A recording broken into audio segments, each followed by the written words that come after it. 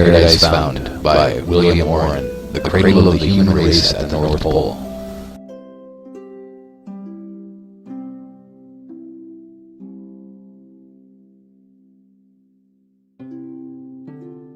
Diagram illustrating the true key to ancient cosmology and mythical geography. Compare page 479, the northern celestial pole in the zenith. AB, the axis of the heavens in perpendicular position. The axis of the earth in perpendicular position. The abode of the supreme god or gods. Europe, Asia, and the known portion of Africa. The earth surrounding the equatorial ocean river. And the abode of disembodied human souls. The abode of demons. The location of submerged Eden. The strength of the hill of Sion.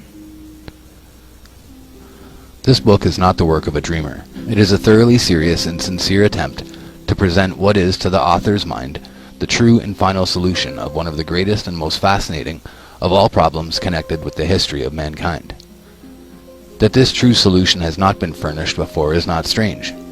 The suggestion that primitive Eden was at the Arctic Pole seems at first sight the most incredible of all wild and willful paradoxes, and it is only within the lifetime of our own generation that the progress of geological discovery has relieved the hypothesis of fatal antecedent improbability. Moreover, when one considers the enormous variety and breadth of the fields from which its evidences of truth must be derived, when one remembers how recent are those comparative sciences on whose results the argument must chiefly depend, when one observes that many of the most striking of our alleged proofs, both in the physical and in the anthropological domain, are precisely the latest of the conclusions of these most modern of all sciences, it is easy to see that a generation ago the demonstration here attempted could not have been given. Even 5 years ago, some of the most interesting and cogent of our arguments would as yet have been lacking. The interest which has so long invested our problem, and which has prompted so many attempts to solve it, was never greater than today. The lapse of centuries has rendered many other questions antiquated, but not this. On the contrary, the more the modern world has advanced in new knowledge, the more exigent has grown the necessity of finding a valid solution. Men are feeling as never before that until the starting point of human history can be determined, the historian, the archaeologist, and the paleontological anthropologist are all working in the dark. It is seen that without this desideratum, the ethnologist, the philologist, the mythographer, the theologian, the sociologist, can none of them construct anything not liable to profound modification, if not to utter overthrow, the moment any new light shall be thrown upon the mother region, and the prehistoric movement of the human race. Every anthropological science, therefore, and every science related to anthropology, seems at the present moment to be standing in a state of dubitant expectancy, willing to work little tentatively, but conscious of its destitution of the needful primal datum, and conscious of its consequential lack of a valid structural law. To the believer in revelation, or even in the most ancient and venerable ethnic traditions, the volume here presented will be found to possess uncommon interest. For many years the public mind has been schooled in a narrow naturalism, which has in its worldview as little room for the extraordinary as it has for the supernatural. Decade after decade, the representatives of this teaching have been measuring the natural phenomena of every age and of every place by the petty measuring rod of their own local and temporary experience.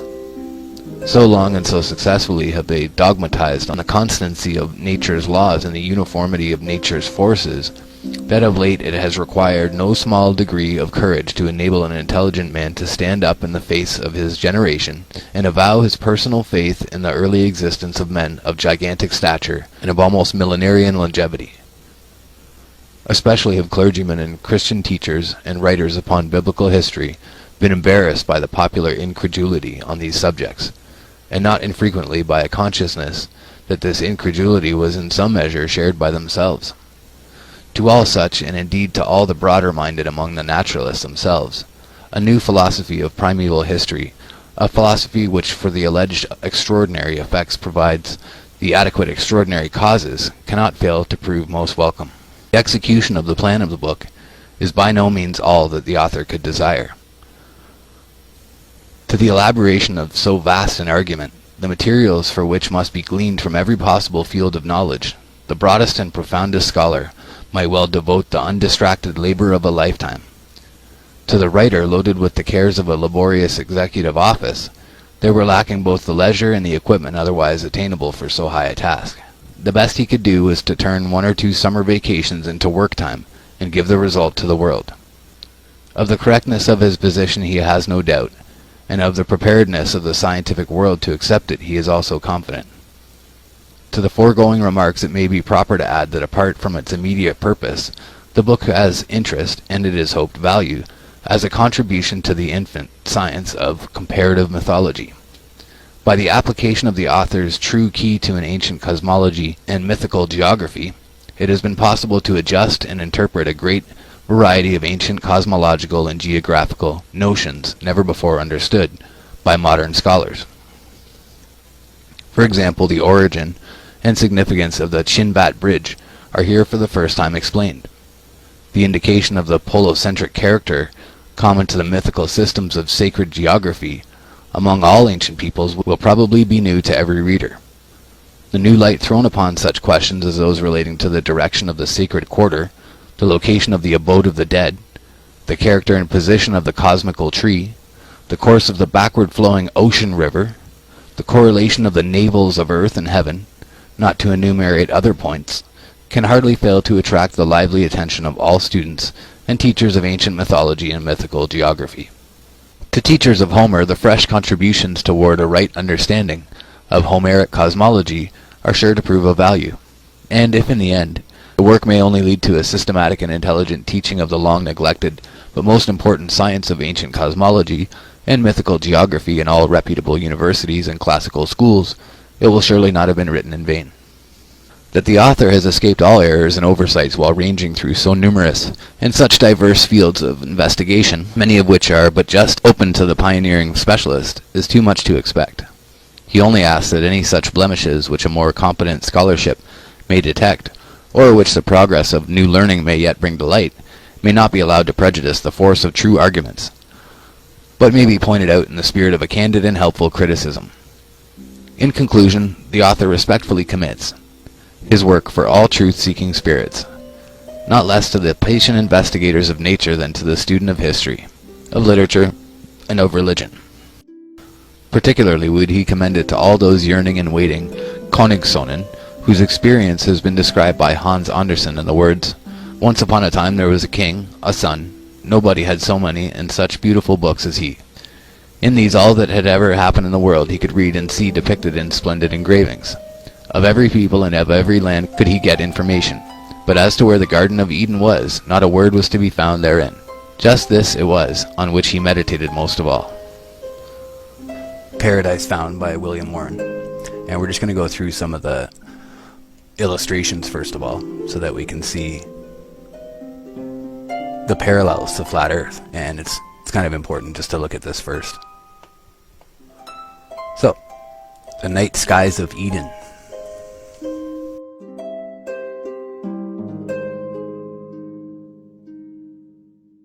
What we'll notice is that that he was incorrect about the rotundity of the Earth. He believed that the Earth is round.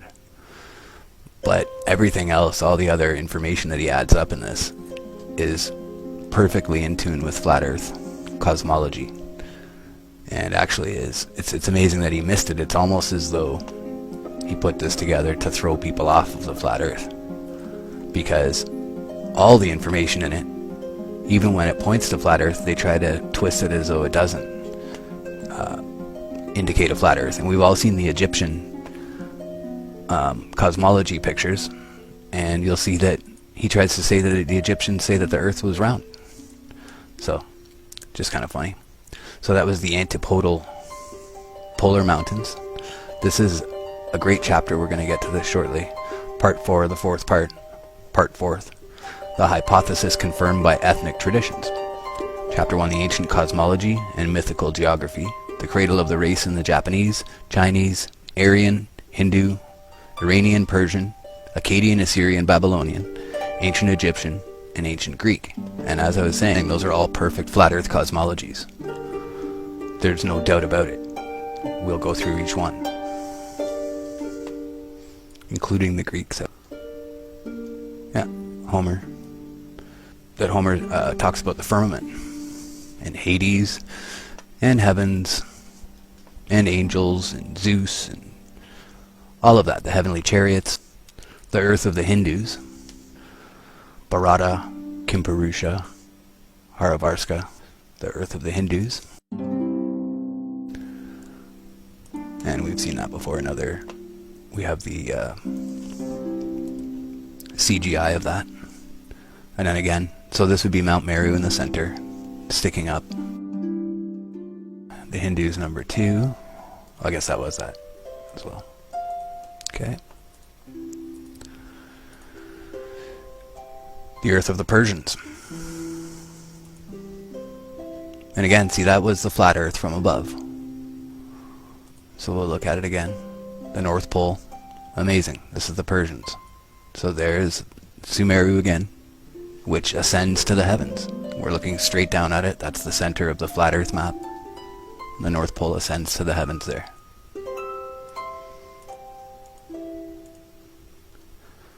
The navel of the earth.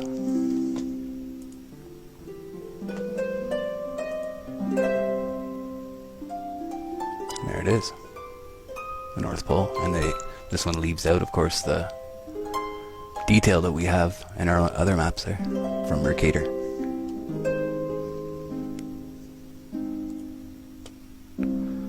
The earth of Columbus. Yeah, no, this is what the other one was that I tried to show you. The antipodal polar. I'll go back to that. This one. So I'll read a bit of this.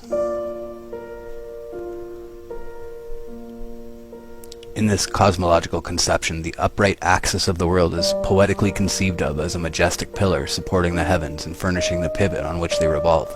Euripides and Aristotle unmistakably identified the pillar of Atlas with this world axis.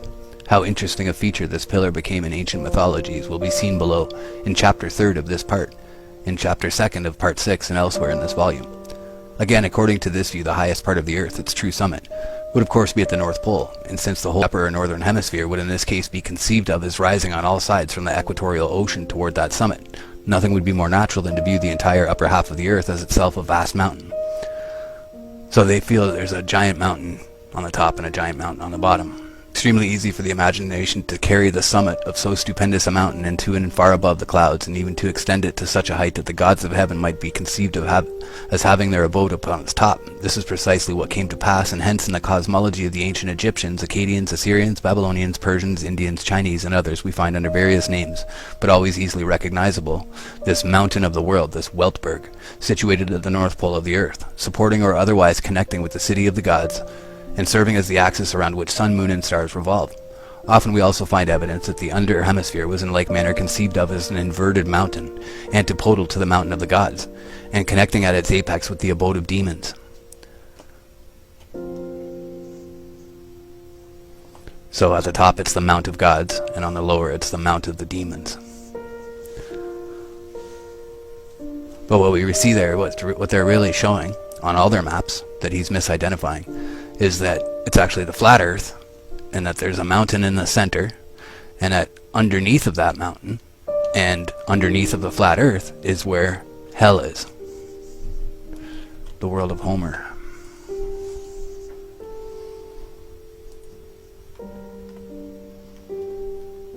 Mount Olympus, Tartarus. So he keeps showing it as a globe. But I'll show you the flat earth, the real way that they actually interpreted it, that it's actually better. And it's basically that there's the mountain on the top, and on the bottom it's an inversion of a mountain. It's not an upside down mountain.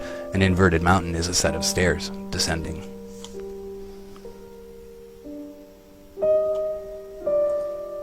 Like that. So the flat earth is here and at the North Pole here, or wherever you want to put it. But that's the antipodal version of Mount Meru that descends down at the center.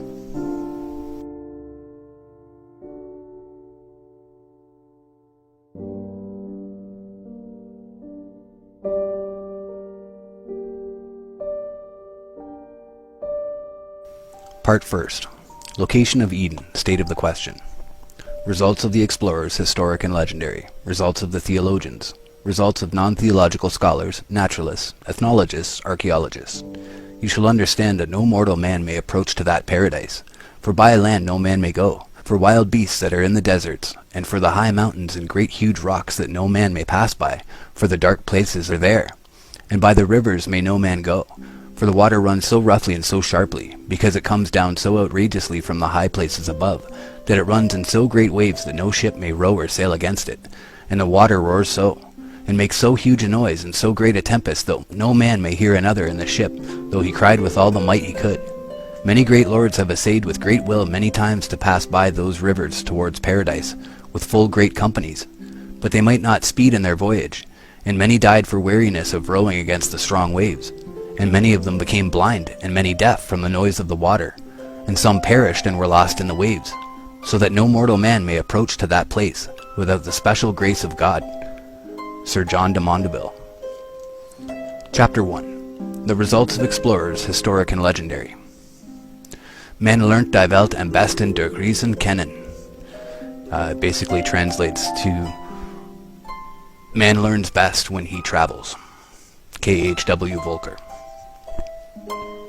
One of the most interesting and pathetic passages to be found in all literature is that in which Christopher Columbus announces to his royal patrons his supposed discovery of the ascent to the gate of the long-lost Garden of Eden. With what emotions must his heart have thrilled as, steering up this ascent, he felt his ship smoothly rising toward the sky, the weather becoming milder as he rose.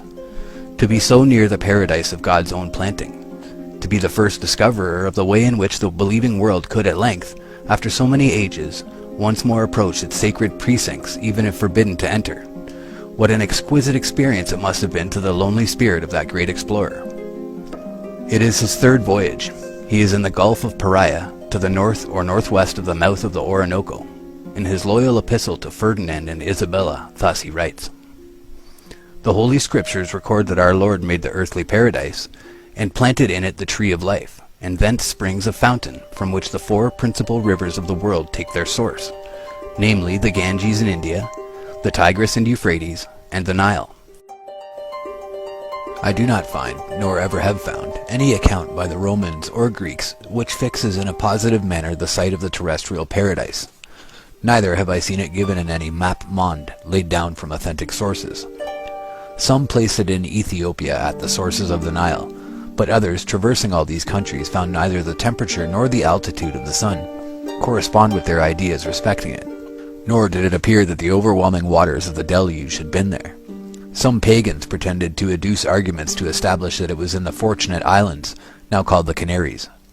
St. Isidore, Bede, and Strabo, and the master of scholastic history, with St. Ambrose and Scotus, and all the learned theologians, agree that the earthly paradise is in the east. I have already described my ideas concerning this hemisphere and its form, and I have no doubt that if I could pass below the equinoctial line, after reaching the highest point of which I have spoken, I should find a much milder temperature and a variation in the stars and in the water. Not that I suppose that elevated point to be navigable, nor even that there is water there. Indeed, I believe it is impossible to ascend thither, because I am convinced that it is the spot of the earthly paradise, whither no one can go but by God's permission. But this land which your Highness have now sent me to explore is very extensive, and I think there are many other countries in the south, of which the world has never had any knowledge.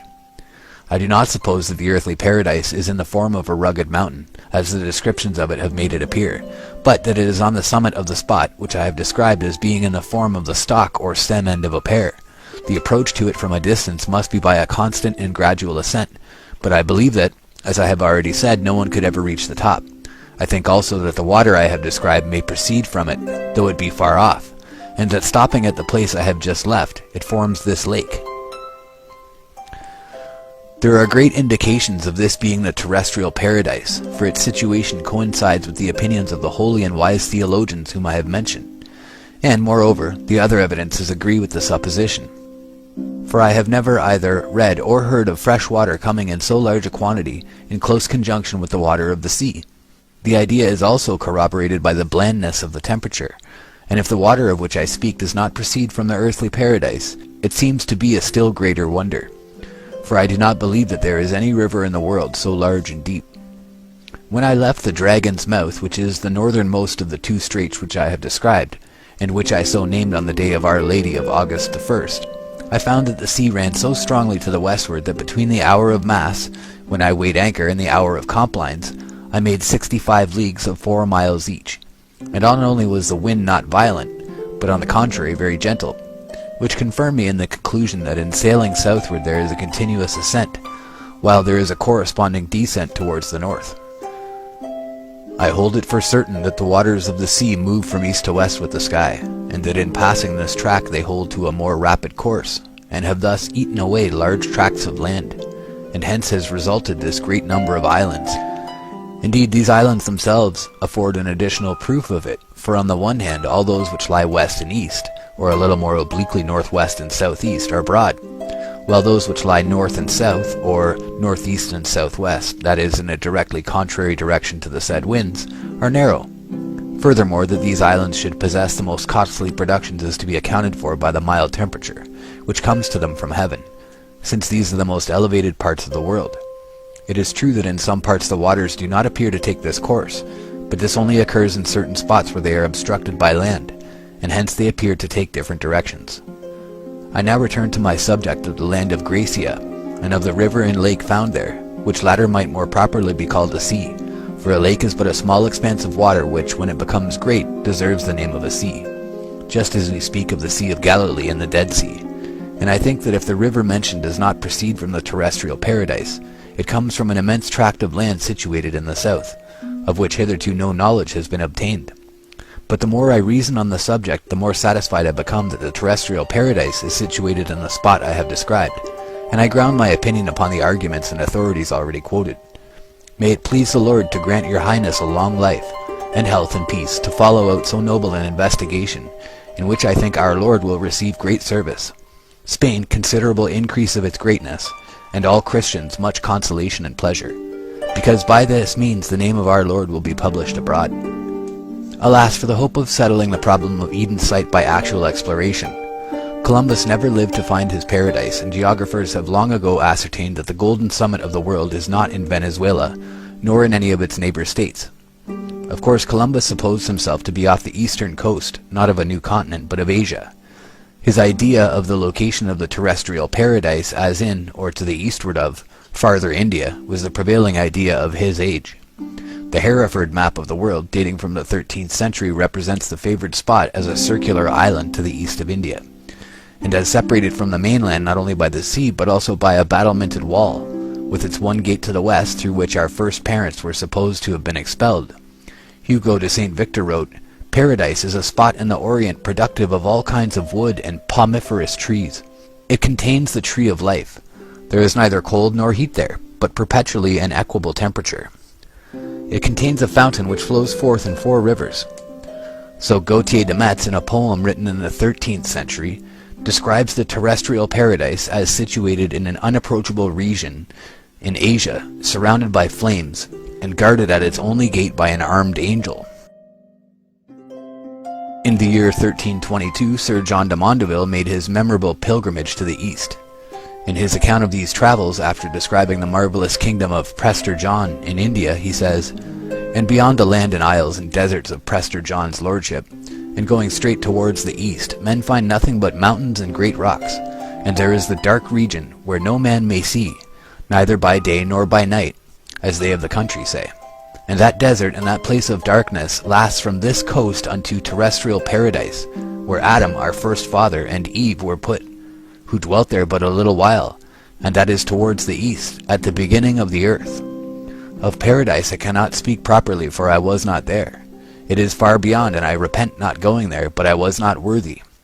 But as I have heard say of wise men beyond, I shall tell you with good will, terrestrial paradise, as wise men say, is the highest place of the earth, and it is so high that it nearly touches the circle of the moon there, as the moon makes her turn.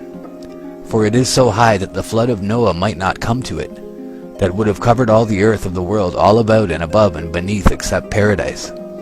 And this paradise is enclosed all about with a wall, and men know not whereof it is, for the wall is covered all over with moss, as it seems. And it seems not that the wall is natural stone, and that wall stretches from the south to the north, and it has but one entry, which is closed with burning fire, so that no man that is mortal dare enter. And in the highest place of paradise, exactly in the middle, is a well that casts out 4 streams, which run by diverse lands, of which the first is called Pison or Ganges, that runs through India or Emlak, in which river are many precious stones and much lignum, aloes, and much sand of gold. And the other river is called Nile, or Gison, which goes through Ethiopia, and after through Egypt. And the other is called Tigris, which runs by Assyria and by Armenia the Great. And the other is called Euphrates, which runs through Media, Armenia, and Persia. And men there beyond say that all the sweet waters of the world, above and beneath, take their beginning from the well of paradise, and out of that well all waters come and go. Various writers and mapmakers of the same age seem very evidently to have identified the paradise of Genesis with the island of Ceylon. Even to this day, a mount near the center of the island bears the name of Adam's Peak. According to Mohammedan tradition, this was only so called because it was the place where Adam alighted when cast out of the true celestial paradise in heaven. Nevertheless, Christian tradition or legend long lingered about Ceylon as the genuine site of primitive Eden. In entire accord with this view is the remarkable story of Prince Eirik, as told in an Icelandic saga of the 14th century. Mr. Baring Gould, in a style not very reverent, has summarized the tale as follows. Eirik was a son of Thrand, king of Drontheim, and having taken upon him a vow to explore the deathless land, he went to Denmark, where he picked up a friend of the same name as himself.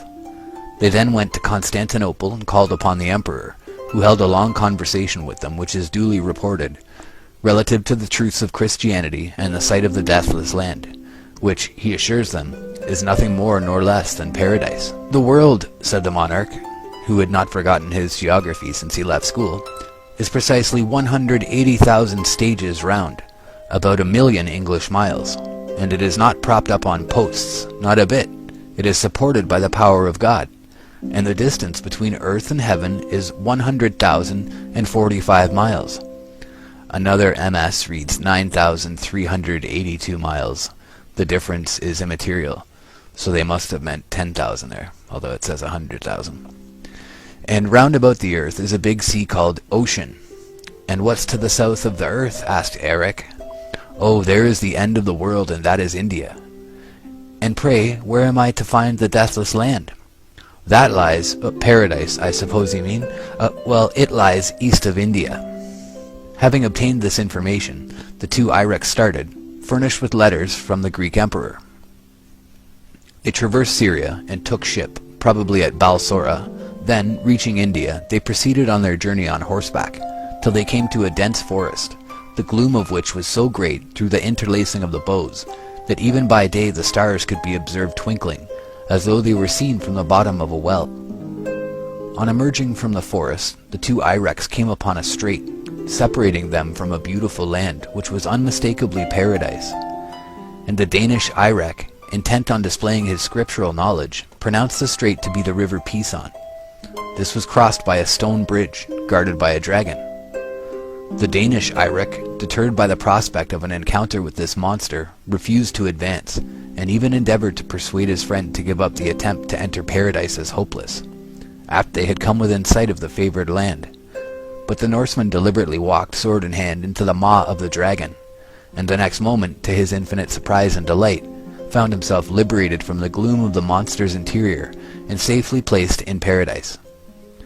The land was most beautiful, and the grass as gorgeous as purple. It was studded with flowers and was traversed by honey rills.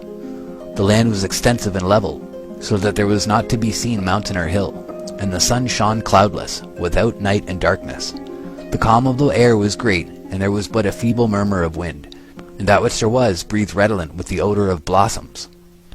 After a short walk, Eirik observed what certainly must have been a remarkable object, namely, a tower or steeple self-suspended in the air, without any support whatever, though access might be had to it by means of a slender ladder. By this, Eirik ascended into a loft of the tower, and found there an excellent cold collation prepared for him.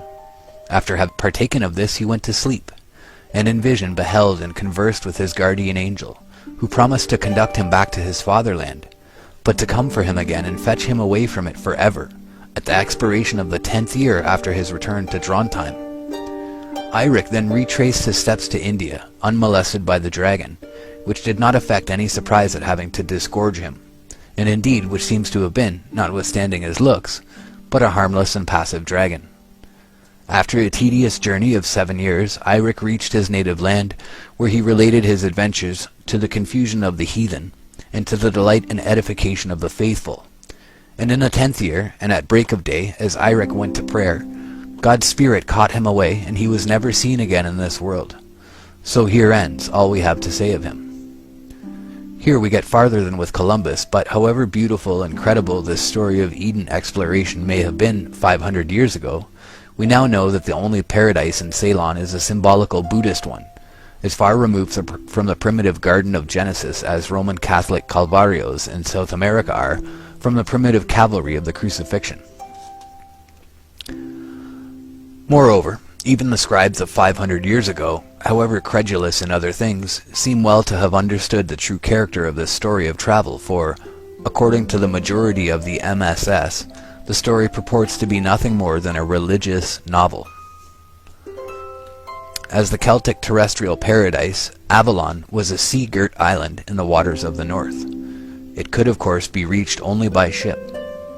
The first to accomplish this feat, so far as Christian legend informs us, was Saint Brandon, son of Finlogo, a celebrated saint of the Irish Church, who died AD 576 or 577. According to the story, an angel brought to this good abbot a book from heaven, in which such marvelous things were narrated concerning the then unknown portions of the world, that the honest father charged both angel and book with falsehood, and in his righteous indignation burned the latter. As a punishment for his unbelief, God sentenced him to and recover earth and the book. He must search through hell and earth and sea until he finds the heavenly gift. The token given him by the angel is that when he sees 2 twin fires flame up, he shall know that they are the 2 eyes of a certain ox, and on the tongue of that ox he shall find the book. For 7 long years he sails the western and the northern ocean. He there encounters more marvels than were recorded in the original incredible book, and is even permitted to visit the earthly paradise. The beauty of the soil, of the fountain with 4 streams, of the magnificent castle and castle halls lighted with self-luminous stones, and adorned with all manner of precious jewels, surpassed description. The stay of the party seems, however, to have been short, and unfortunately just where the island was located, the commander forgets to mention. A more elaborate and fanciful picture of the same medieval paradise is furnished of us in the story of Ogre, or Holger, a Danish knight of the age of Charlemagne. In a plain prose rendering, this is the style in which a famous court minstrel of 600 years ago was accustomed to chant the adventure to admiring audiences. So I'm just going to cut in here just to reference how they're talking about that it just seems to be a religious, these seem to come from religious books. Well, the common theme there is that every time they look at the religious novels, they come back to those 4 rivers, and they say that that's the center of the earth, and that they say that that's where we descended from heaven. And we see that every religion that we look into, and every time that the people who are telling these stories are people who are closely related to the kings of their towns or their cities or the place that they're from. And it seems like every time that they tell this story, it's like a broken telephone, that they did have the original story and they tried to maintain as much of it as they could, but through the years it just became broken down by, broken telephone, word of mouth. And so some of the traits are maintained, but a lot of them are lost. And until you look at the actual scripture, which is the Enochian part that we're coming to, it doesn't make any sense. What they continue to do is to slough off the information, because they say that, well, it must have come from some religious source, and so therefore it has no worthiness, it has no basis in reality. So I just find it interesting that we're still in that situation today, where if someone says something and says that it has to do with the origins of man, it's almost like even if we could prove it, people would never believe it, because if we said our proof has anything to do with it, what if you prove to someone that that is the base of heaven? Just like proving to them that the earth is flat, now you've proven that God exists, and that's very difficult for a lot of people to take in. They don't want to deal with that. I just wanted to be clear there about that everybody sloughs it off because they think that it's religious.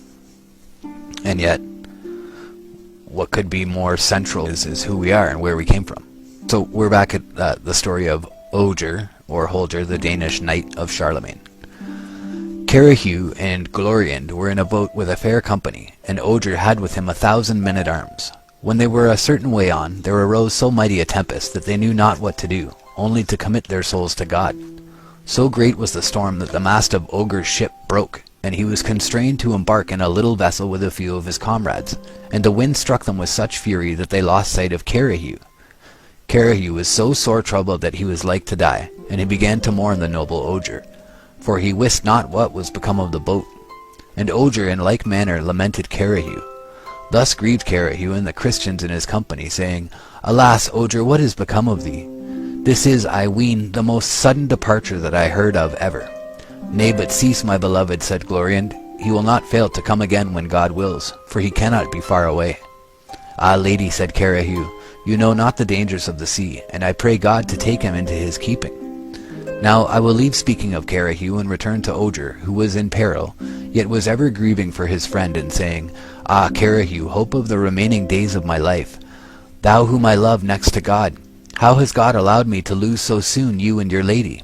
At that moment the great ship in which Ogier had left his men-at-arms struck against a rock, and he saw them all perish, at which sight he was like to die of grief. And presently a lodestone rock began to draw towards it the boat in which Ogier was. Ogier, seeing himself thus taken, recommended his soul to God, saying, My God, my Father and Creator, who hast made me in thine image and semblance, have pity on me now, and leave me not here to die, for that I have used my power as was best to the increase of the Catholic faith. But if it must be that thou take me, I commit to thy care my brother Gaiu, and all my relatives and friends, especially my nephew Gautier, who is minded to serve thee, and bring the Paynim into thy holy church. Ah, my God, had I known the peril of this adventure, I should never have abandoned the beauty, sense, and honour of Clarice, Queen of England. Had I but gone back to her, I should have seen, too, my redoubted sovereign, Charlemagne, with all the princes who surround him. Meanwhile the boat continued to float upon the water, till it reached the lodestone castle, which they call the Chateau d'Avalon, which is but a little way from the earthly paradise. Whither were snatched in a beam of fire Elias and Enoch, and where was Morglafé, who at his birth had given him such great gifts. Then the mariners saw well that they were drawing near to the lodestone rock, and they said to Ogier, My lord, commend thyself to God, for it is certain that at this moment we are come to our voyage's end. And as they spake, the bark with a swing attached itself to the rock, as though it were cemented there.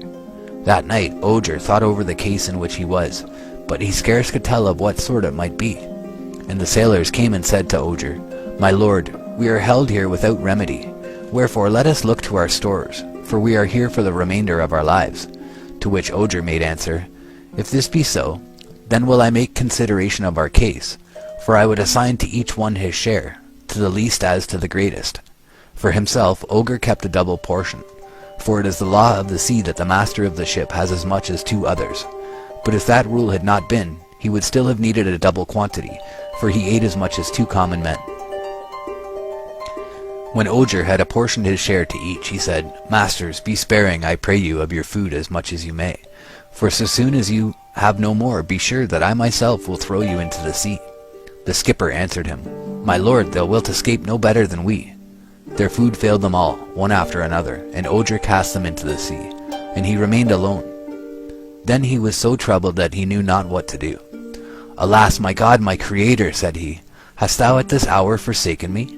I have now no one to comfort me in my misfortune. Thereupon, whether it were his fantasy or no, it seemed to him that a voice replied, God orders that so soon as it be night thou go to a castle after thou hast come to an island, which thou wilt presently find. And when thou art on the island thou wilt find a small path leading to the castle, and whatsoever thing thou seest there, let that not affray thee. And Ogier looked, but wist not who had spoken. Ogier waited the return of night, to learn the truth of that which the voice foretold, and he was so amazed that he wist not what to do, but set himself to the trial. And when night came he committed himself to God. praying him for mercy, and straightway he looked and beheld the castle of Avalon, which shone wondrously. Many nights before he had seen it, but by day it was not visible. Howbeit, so soon as Ogre saw the castle, he set about to get there. He saw before him the ships that were fastened to the lodestone rock, and now he walked from ship to ship, and so gained the island. And when there, he at once set himself to scale the hill by a path which he found. When he reached the gate of the castle and sought to enter, there came before him 2 great lions, who stopped him and cast him to the ground. But Ogre sprang up and drew his sword, Curtain, and straightway cleft one of them in twain. Then the other sprang and seized Ogre by the neck, and Ogre turned round and struck off his head. When Ogre had performed this deed, he gave thanks to our Lord, and then he entered the hall of the castle, where he found many viands, and a table set as if one should dine there. But no prince nor lord could he see. Now he was so amazed to find no one, save only a horse, which sat at the table as if it had been a human being.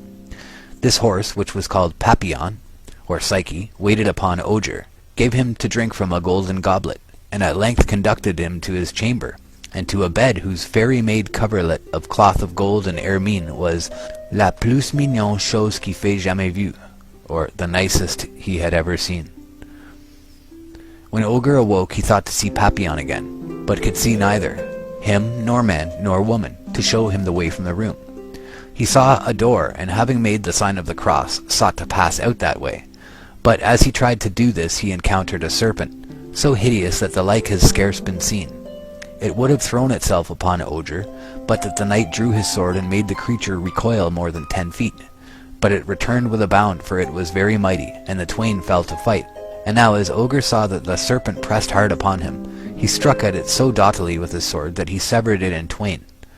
After that, Ogre went along a path which led him to a garden, so beauteous that it was in truth a little paradise. And within were fair trees, bearing fruit of every kind, of tastes diverse, and of such sweet odors that he never smelt trees like them before. Ogre, seeing these fruits so fine, desired to eat some, and presently he lighted upon a fine apple tree, whose fruit was like gold, and of these apples he took one and ate. But no sooner had he thus eaten than he became so sick and weak that he had no power nor manhood left. And now again he commended his soul to God and prepared to die. But at this moment, turning round, he was aware of a fair dame, clothed in white, and so richly adorned that she was a glory to behold. Now as Ogre looked upon the lady without moving from his place, he deemed that she was Mary the Virgin, and said, Ave Maria, and saluted her. But she said, Ogre, think not that I am she whom you fancy. I am she who was at your birth, and my name is Morglefe, and I allotted you a gift which was destined to increase your fame eternally through all lands. But now you have left your deeds of war to take with ladies your solace. For as soon as I have taken you from here, I will bring you to Avalon, where you will see the fairest noblesse in the world. And anon she gave him a ring, which had such virtue that Ogre, who was near 100 years old, returned to the age of 30. Then said Ogre, Lady, I am more beholden to you than to any other in the world. Blessed be the hour of thy birth, for, without having done aught to deserve at your hands, you have given me countless gifts, and this gift of new life above them all. Ah, lady, that I were before Charlemagne, that he might see the condition in which I now stand, for I feel in me greater strength than I have ever known. Dearest, how can I make return for the honor and great good you have done me? But I swear that I am at your service all the days of my life. Then Morgue took him by the hand and said, My loyal friend, the goal of all my happiness, I will now lead you to my palace in Avalon, where you will see of noblesse the greatest and of demoiselles the fairest. And she took Ogre by the hand and led him to the castle of Avalon, where was King Artus and Alberon and Melambron, who was a sea fairy. As Ogre approached the castle, the fairies came to meet him, dancing and singing marvellously sweetly. And he saw many fairy dames, richly crowned and apparelled. And presently came Arthur, and Morgue called to him, and said, Come hither, my lord and brother, and salute the fair flower of chivalry, the honour of the French noblesse, him in whom all generosity and honour and every virtue are lodged.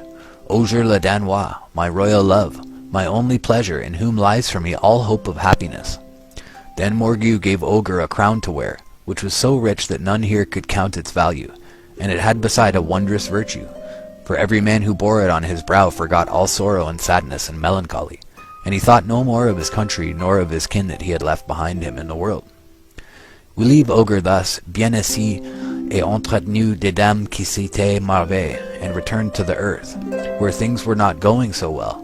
For while Ogre was in Fairy, the Paynim assembled all their forces and took Jerusalem, and proceeded to lay siege to Babylon. That is Cairo at the time. Then the most valiant knights who were left on earth, Moisant and Florian and Carahu and Gautier, Ogre's nephew, assembled all their powers to defend this place. But they lamented greatly because Ogre was no more. And a great battle took place without the walls of Babylon, in which the Saracens, assisted by a renegade, the Admiral Gandice, gained the victory. Ogre had long been in the castle of Avalon, and had begotten a son by Morgue, when she, having heard of these doings and of the danger to Christendom, deemed it needful to awake Ogre from his blissful forgetness of all earthly things, and tell him that his presence was needed in this world once more. Thereupon follows an account of Ogre's returning to earth, where no one knew him, and all were astonished at his strange garb and bearing. He inquired for Charlemagne, who had been long since dead. The generation below Ogre had grown to be old men, yet he still had the habit of a man of 30. We need not wonder that his talk excited suspicion, but at length he made himself known to the King of France, joined his army, and put the Paynim to flight. He had now forgotten his life in Fairy. He was beloved by the Queen of France, the king having been killed, and was about to marry her, when Morgue again appeared and carried him off to Avalon. Looking back over this long story to see just where it locates its paradise and how one could get there, we find the data extremely few and discouraging, and the older story in Plutarch respecting the same Isle of Blessedness is not less destitute of indications as to exact locality. Going some centuries farther back, we find another traveler who claims to have been in terrestrial paradise. He says, "As I looked towards the north, over the mountains, I saw 7 mountains full of precious balsam and odorous trees, and cinnamon and pepper. And from thence I went over the summits of these mountains far towards the east, and passed on still farther, over the sea, and came far beyond it. And I came into the garden of righteousness, and saw a many-colored crowd of trees of every kind. For many and great trees flourish there, very noble and lovely, and the tree of wisdom, which gives wisdom to anyone who eats of it. It is like the Johannes bread tree. Its fruit is like a cluster of grapes, very good, and the fragrance of the tree spreads far around. And I said, Fair is this tree, and how beautiful and ravishing its look. And the holy angel Raphael, who was with me, answered and said to me, This is the tree of wisdom of which thy forefathers, thy hoary first parent and thy aged first mother ate, and found the knowledge of wisdom, and their eyes were opened, and they knew that they were naked, and were driven out of the garden." This favored explorer, who had the special advantage of being guided by a holy angel, was the unknown author of the Book of Enoch, which writing is believed by some to be as old as the 2nd century before Christ. No one can read many chapters of his production, however, without arriving at the firm conclusion that sacred geography has little to hope from such a source, however ancient. Coming down to the travelers of our own time, we fare no better, even though they do not tax our credulity with stories of angelic guides or of guardian dragons. One, writing only 10 years ago, professedly from the very garden itself, momentarily raises our expectations when he says, "Discoveries made within the last decade tend to confirm the supposition that the primeval abode of man was near the confluence of the Euphrates and the Tigris, and it is not too much to anticipate the exhuming of inscribed tablets, which will fully establish this belief." But as suddenly as our hopes are excited, so suddenly do they die away in disappointment. Incredulous critics greet the suggestion of exhuming inscribed tablets on the subject with a chorus of derisive laughter. The author himself does not venture to give any of the discoveries made within the last decade which tend to confirm the notion that Eden was located at the point described. On the contrary, in the immediately following sentence he takes leave of the subject, and so doing gives us over to his own admitted uncertainty in the following terms. And although, after the lapse of so many centuries, exact correspondence of topography is not to be expected, yet guided by the general features of the scene rather than by the minuter ones, the present traditional Garden of Eden may be accepted until another has been discovered, and its identity more clearly proved. In such darkness dies out the kindled hope. Meantime, in a letter to Sir Roderick Murchison, published in the Athenaeum, not far from the same date, the indefatigable Livingstone disclosed the secret of his tireless perambulations through Central Africa. He believed that at the sources of the Nile, could he once discover them, he would stand upon the site of the primeval paradise. Evidently, exploration, wonderful as have been its achievements, has not yet solved the problem of the site of Eden. To this day, the word of Pindar, uttered 500 years before Christ, has remained true. Quote, "Neither by taking ship, neither by any travel on foot, to the Hyperborean field, shalt thou find the wondrous way." Chapter 2. The results of theologians. Some have placed it in the third heaven, some in the fourth, and in the heaven of the moon, in the moon itself, on a mountain near the lunar heaven, in the middle region of the air, out of the earth, upon the earth, beneath the earth, in a place that is hidden and separated from man. It has been placed under the northern pole, in Tartary, or in the place now occupied by the Caspian Sea. Others placed it in the extreme south, in the land of fire, others in the Levant, or on the shores of the Ganges, or in the island of Ceylon. It has been placed in China, or in an accessible region beyond the Black Sea, by others in America, in Africa, etc. All this from Bishop Hewitt. For me, it's very clear that it was at the North Pole, and then we had the flood, and the peoples that had been there were dislocated to the other regions after the flood. That the boat landed on Mount Ararat, or somewhere near that location. In fact, I think it's on Ararat, but the ark landed there, and the people descended there, and that's why you have civilization springing from that area, being the Middle East. But that originally that's when they found two rivers there and called them, naming them after what they called them when they were in paradise or close to paradise at Mount Meru. So they renamed those rivers for rivers that they knew before the flood. But they were naming rivers that were thousands of miles away from where they were, because during the flood, when Noah got on the ark and that, they drifted to a much farther place. Theologians, so back to the text now. That was me talking and thinking it out loud about what I think about it. Theologians, Christian and Jewish, have in all ages differed, and irreconcilably differed, as to the location of the cradle of the human race. The evidences of this are so well known, or so easily accessible to every intelligent reader, that they need not be adduced in this place. The fathers and theologians of the early church and of the Middle Ages held many curious and conflicting opinions upon the subject. Some, following the allegorizing method of Philo, interpreted the whole narrative in Genesis as a parable setting forth spiritual things. Eden was not a place but a state of spiritual blessedness. The four rivers were not rivers but the four cardinal virtues, etc. The majority, however, held to the historic character of the narrative and to the strictly geographical reality of Eden. To the question of its location, numberless were the answers. Often it was in the Far East, beyond all lands inhabited by men. Sometimes it was thought of as perhaps within or under the earth, in the regions of the dead. Sometimes it was neither on nor below the earth, but high above it, in the third heaven, or some way associated with the lunar orbit. Again, it would be stated that there are two paradises, a celestial and a terrestrial one, the one in heaven, the other on the earth. Tertullian, conceiving of the torrid zone as the flaming sword which turned every way to keep the way of the tree of life from Genesis 3:24, placed Eden beyond it in the southern hemisphere. Now it was at the bottom of the sea, or again it held a position midway between earth and heaven. Anon, it was on the summit of a miraculous mountain, which rose to the height of the moon. Of this mountain only the base was washed, when by the waters of the deluge all other mountains were covered. It was conceived of as rising in 3 gigantic stages to its stupendous height. All kinds of marvelous plants and precious metals and gems adorned it.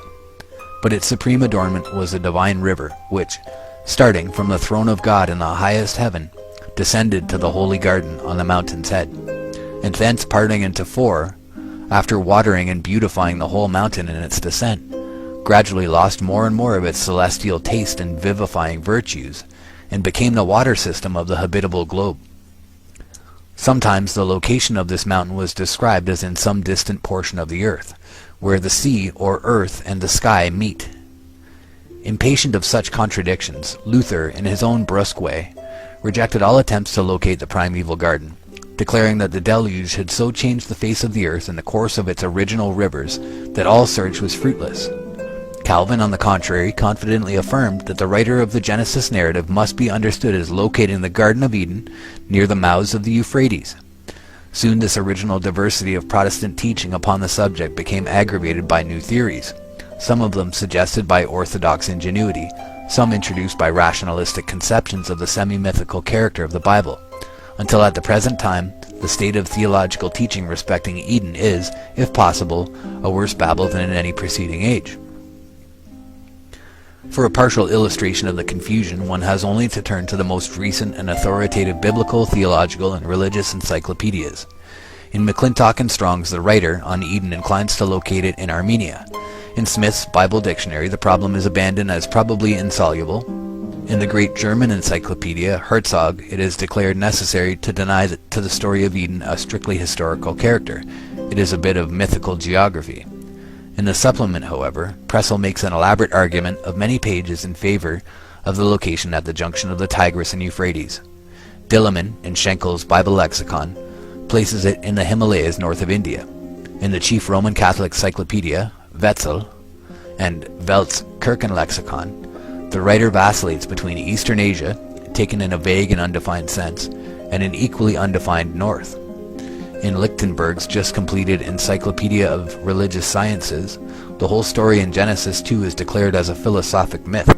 Professor Brown of New York, in the new work edited by Dr. Schaff, on the basis of Herzog, enumerates a variety of opinions advocated by others, but refrains from expressing any opinion of his own. Such is all the light which contemporary theology seems able to throw upon our problem. But here some plain reader of the Bible opens at the 2nd chapter of Genesis and reads, "And the Lord God planted a garden eastward in Eden, and there he put the man whom he had formed."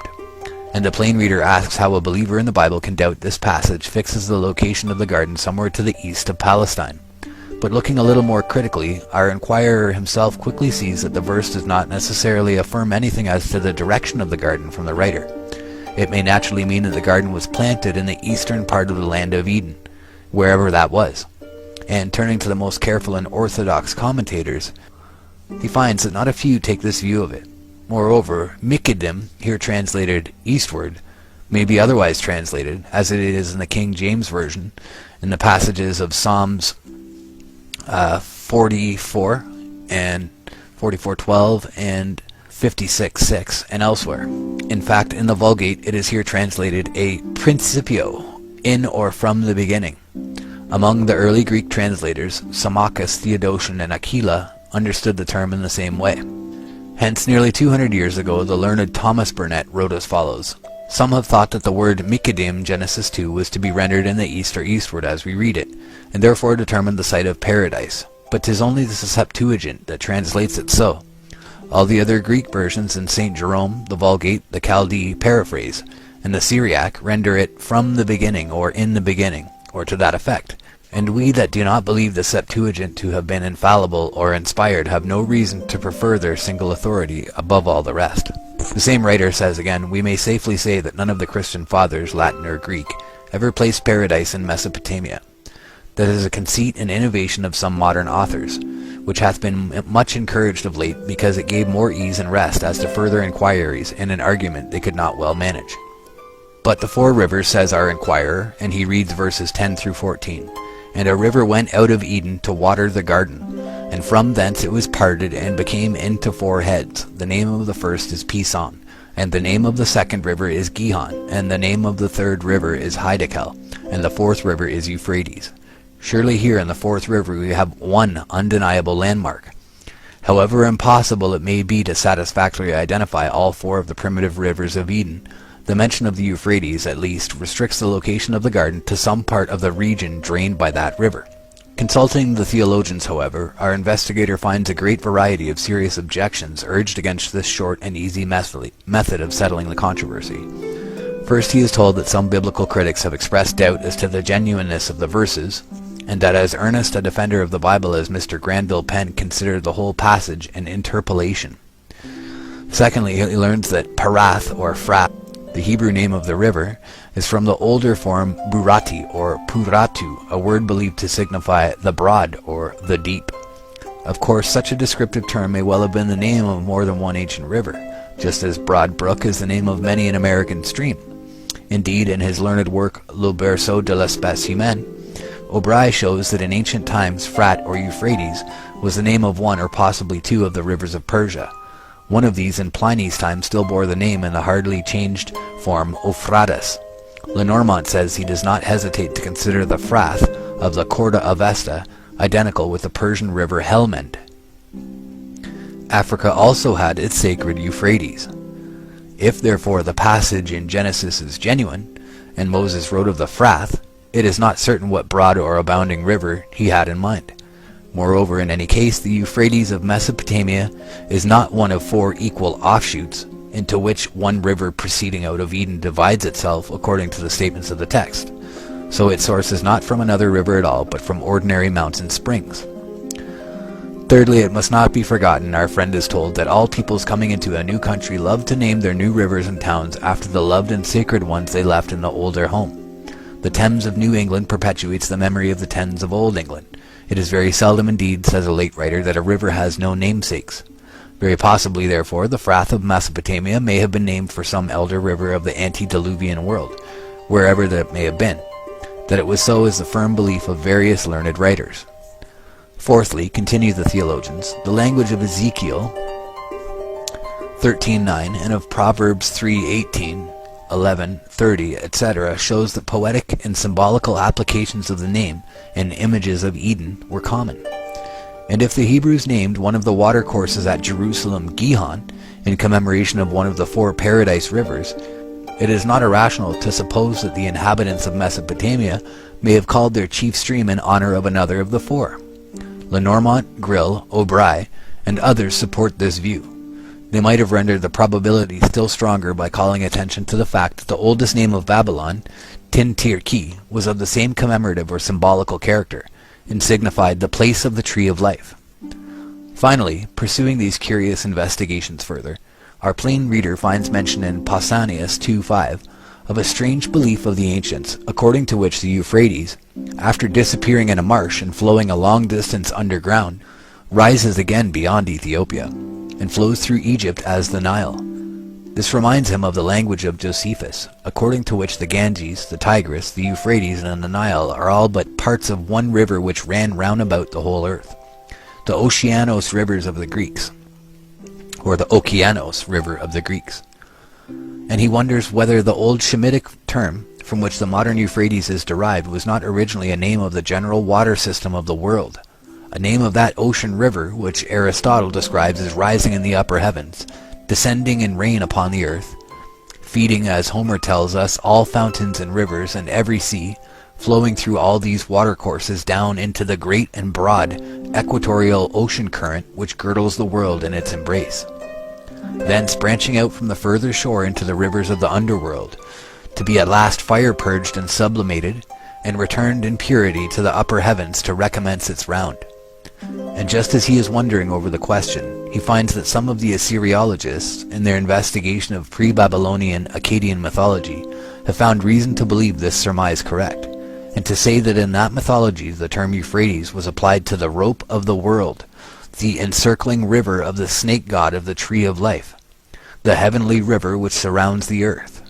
Furthermore, as he turns back to the pages of Hyginus and Manilius and Lucius Ampelius, and reads of the fall of the world egg at the beginning into the river Euphrates, he perceives that he is in a mythologic and not a historic region.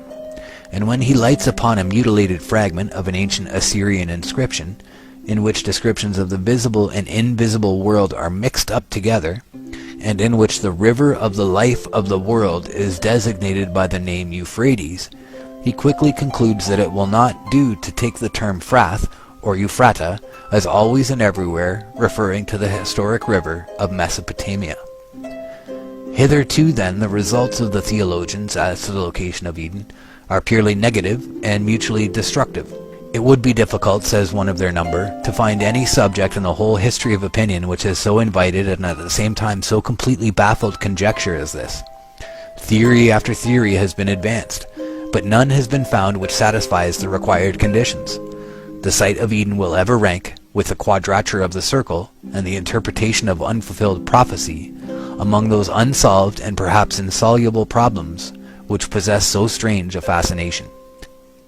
Chapter 3. The results of non-theological scholars, naturalists, ethnologists, etc. A quote from Charles Darwin. "It is useless to speculate on this subject." Charles Darwin. And we know how useful a quote from Charles Darwin has turned out to be. The location of the cradle of the human race is as much a problem for the ethnologist and anthropologist as it is for the theologian. The archaeologist, the zoologist, and even the biologist, if at all broad and philosophical in their inquiries, cannot ignore the high interest of the questions. Was there for the human race one primitive center of distribution?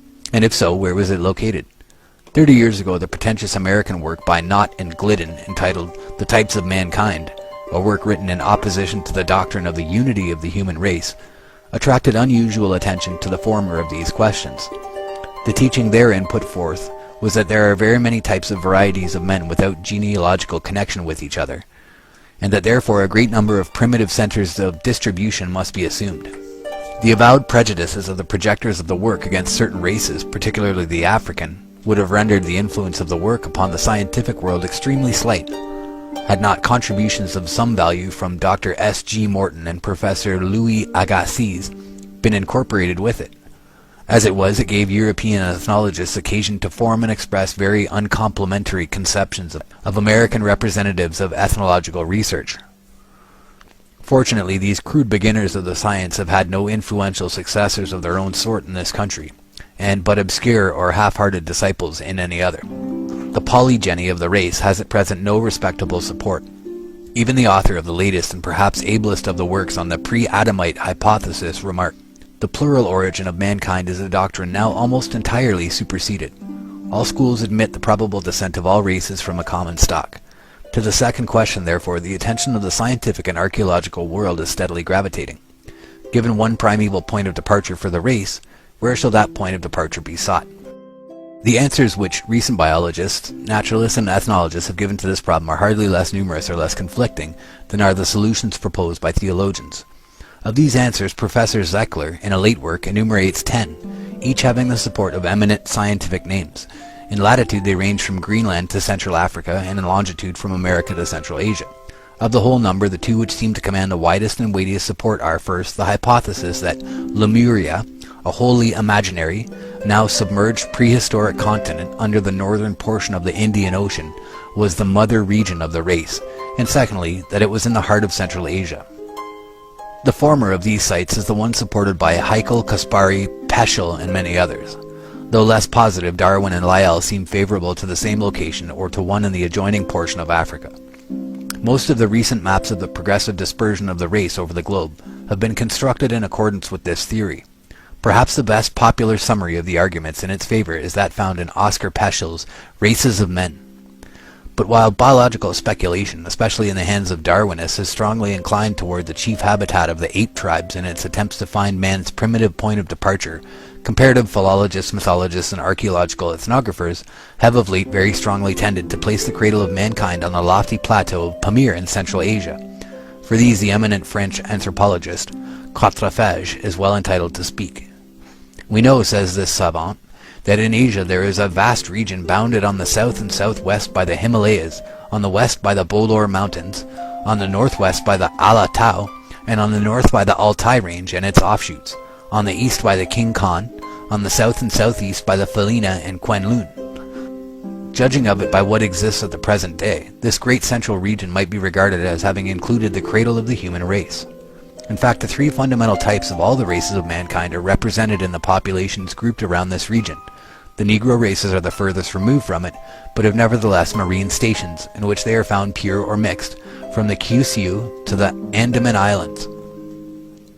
On the continent, they have mingled their blood with nearly all the inferior castes and classes of the two Gangetic peninsulas. They are still found pure in each of them. They ascend as far as Nepal, and according to Elphinstone, spread to the west as far as the Persian Gulf and Lake Zare. The yellow race, pure or mixed here and there with white elements, seems alone to occupy the area in question. The circumference of this region is peopled by it to the north, the east, the southeast, and the west. In the south it is more mixed, but it nonetheless forms an important element of the population. By its allophilian representative seems to have disputed the possession of even the central area itself with the yellow race. In early times, we find the Yu Qi, the Wu sons, to the north of Huangho, and at the present day in Little Tibet, in eastern Tibet, small islands of white populations have been pointed out. The Miao-Tse occupy the mountainous regions of China. The Sayapus are proof against all attacks in the gorges of Bolor.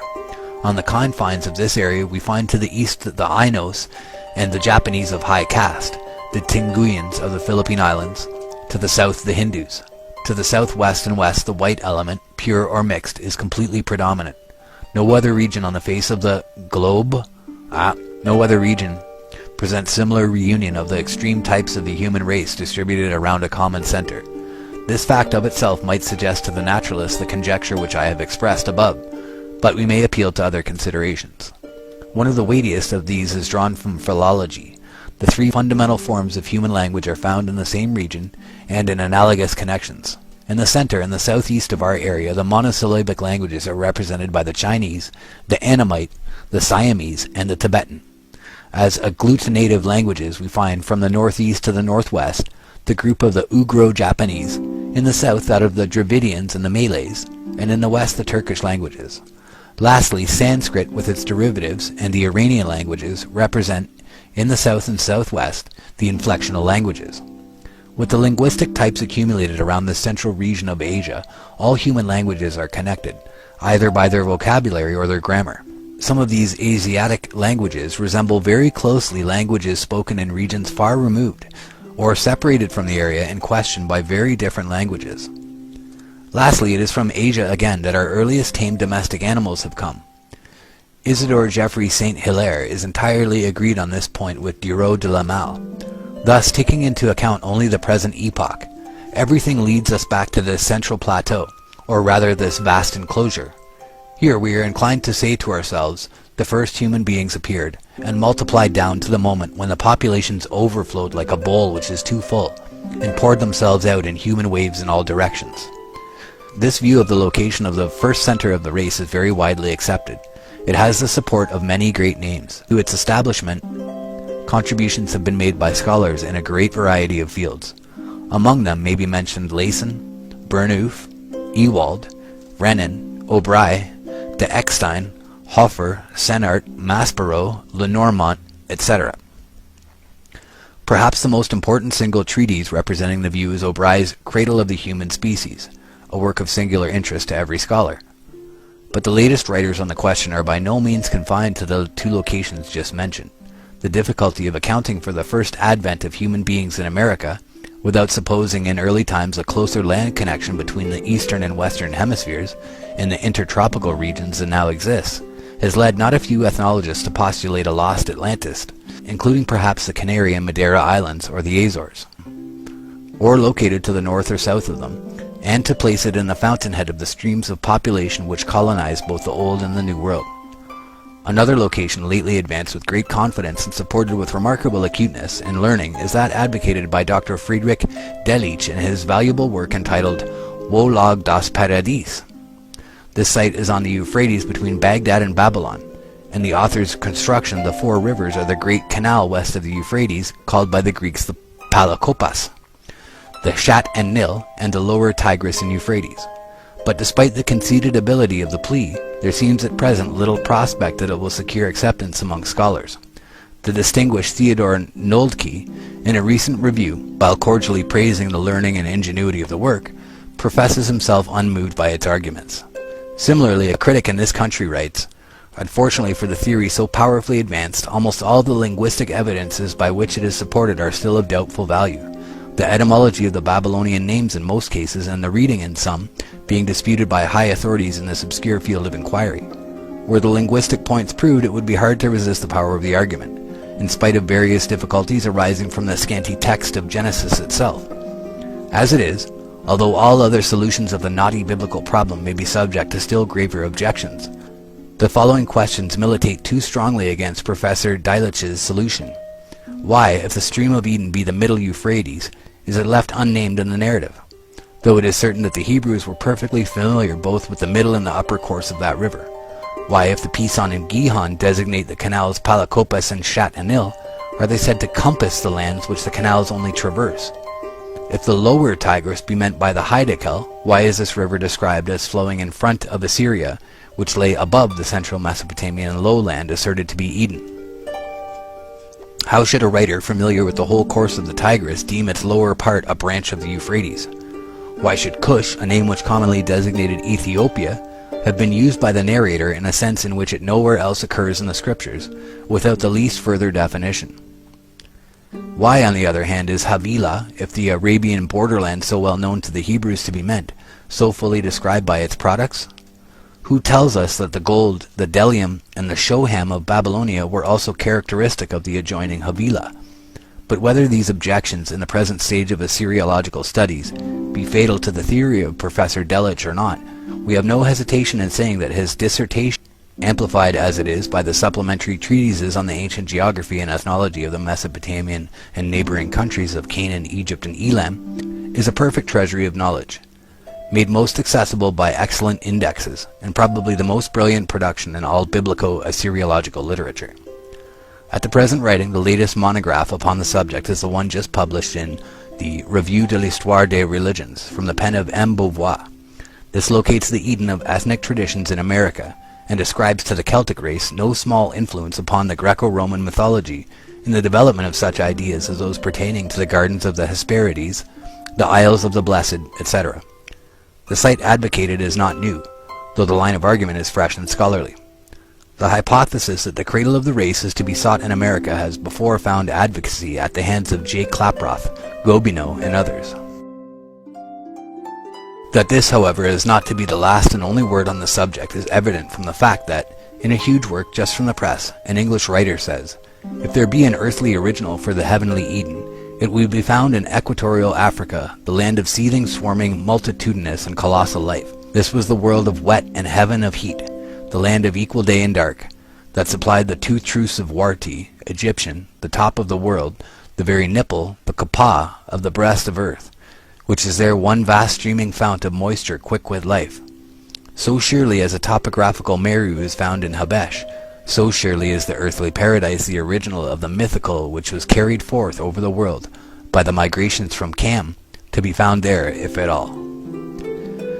In fine, so resultless seem all discussions and investigations in this field that in his work on the Patriarchs of Humanity, Dr. Julius Grill, like Noldke, prefers to locate lost paradise in utopia, and to deny it all historic reality. Evidently the naturalists and the ethnologists, the comparative mythologists, and Kulturgeschichtschreiber have not yet solved the problem. Their mother region of the human race is as elusive and protean as are any of the terrestrial Edens of theology, or of legend, or of poetry. Thus far, then, all search has been fruitless. Paradise is indeed lost. The explorer cannot find it. The theologian, the naturalist, and the archaeologist have all sought it in vain. Representative voices out of every camp are heard confessing utter ignorance as to the region where human history began. The problem, says Professor Ebers, remains unanswered. End chapter 3. Chapter 4. Part 2. A new hypothesis. The hypothesis and its admissibility, its effect upon the problem, and its solution. When Newton said, hypotheses non fingo, he did not mean that he deprived himself of the facilities of investigation afforded by assuming in the first instance what he hoped ultimately to be able to prove. Without such assumption, science could never have attained its present state. John Stuart Mill.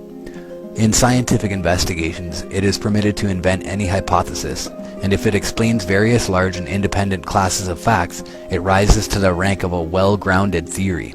Charles Darwin. Chapter 1. The Hypothesis.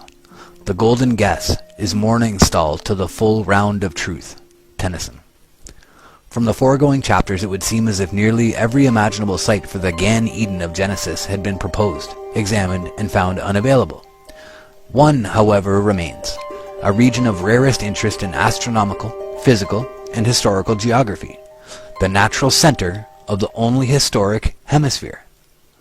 Considering the fascination of the subject, and the inexhaustible ingenuity that has been expended upon it, it seems remarkable that it should be left to the closing years of the 19th century to bring forward and seriously to test the proposition that the cradle of the human race, the Eden of primitive tradition, was situated at the North Pole, in a country submerged at the time of the deluge.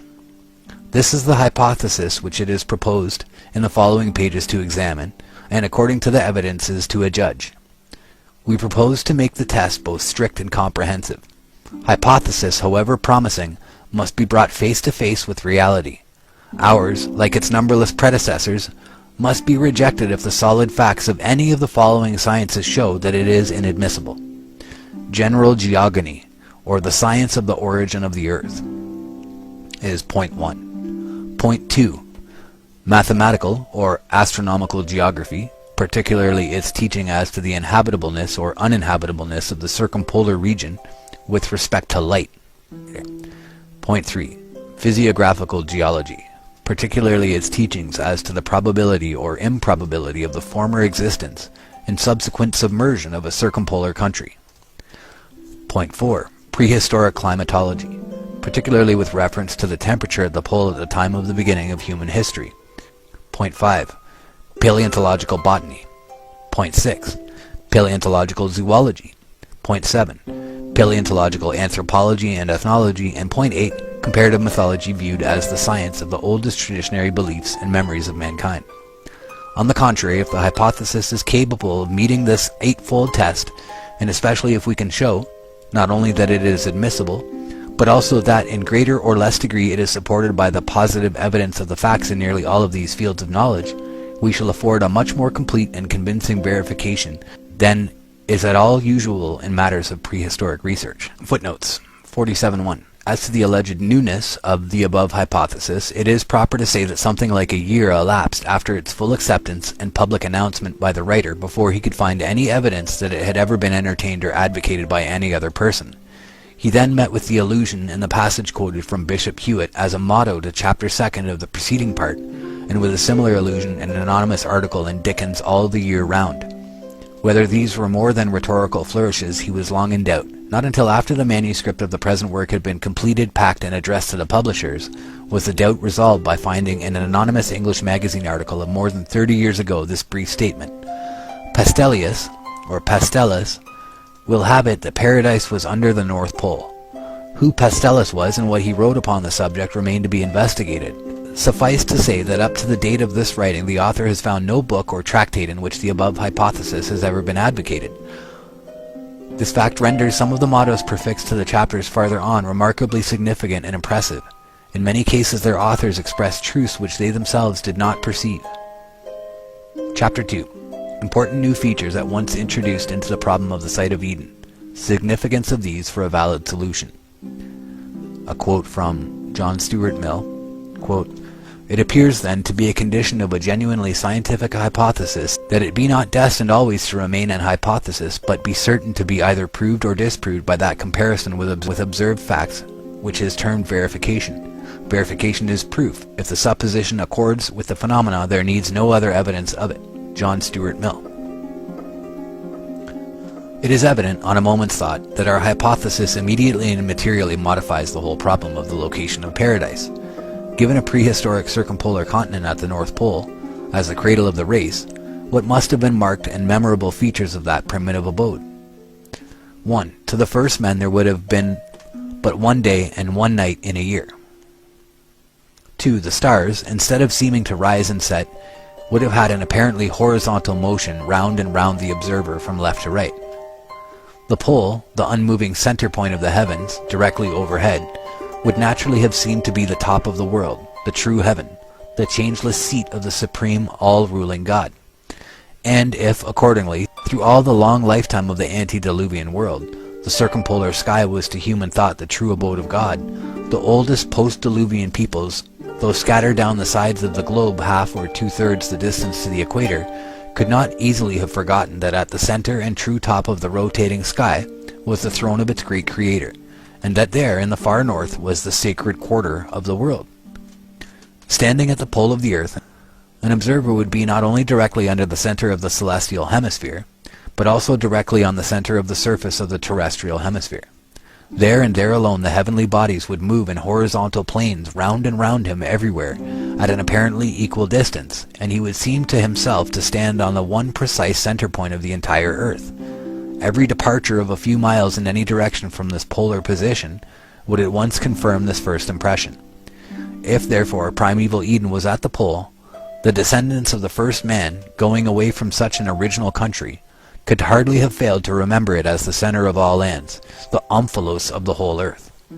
Supposing the first man to have been located in the central and most elevated portion of the hypothetical Eden land, the streams there originating and flowing seaward would have flowed not in one but in various opposite directions toward all the cardinal points of the horizon. Moreover, all of these streams being obviously fed not by each other, but by the rain from heaven, it would not have required a very powerful imagination to conceive of them as parts of a finer and more celestial stream, whose head springs were in the sky. If finally the streams flowing in the opposite directions grew at length into 4 opposite flowing rivers, flumina principalia, as many old theologians have called them, dividing the circumpolar land into 4 nearly equal quarters, it would have constituted a never-to-be-forgotten feature of that first home of men. In another chapter we shall expose the baselessness of the popular impression that at the pole 6 months of every 12 are spent in darkness, and shall show that, on the contrary, less than 1/5 of the year is so spent, while more than 4/5 are spent in light. This being true, a primitive abode in that part of the world would have been remembered by the descendants of the first man as preeminently a land of beauty, preeminently the home of the sun. Moreover, Arctic explorers find it impossible to describe the nocturnal splendors of the aurora borealis in those regions, the whole top of the globe oft-times seeming veiled in and over canopied with quivering curtains, and banners and streamers of living, leaping flame. It is therefore easy to believe that, once exiled from such a home, mankind would ever have looked back to it as an abode of unearthly and preternatural effulgence, a home fit for the occupancy of gods and holy immortals. Finally, point 7, assuming the prevalence of an equable tropical temperature, we find the biological conditions of the region, such as the extraordinary prevalence of daylight, the intenser terrestrial magnetism, and the unparalleled electric forces which feed the northern lights, all combining to raise a high probability that if ever such a land as we have supposed existed, it must have presented forms of life surpassing those with which we are familiar, a flora and fauna of almost unimagined vigor and luxuriance of development. Under such conditions, men themselves may well have had a stature and strength and longevity never attained since the deluge, which destroyed the world that then was, and immediately or ultimately occasioned the translocation of the seed of our new post-diluvian humanity into the cold and barren and desolate regions of the northern temperate zone. And if the first men were of the stature and strength and longevity supposed, how certainly would traditions of the fact linger in the memory of mankind long after its exile from its earlier and happier home.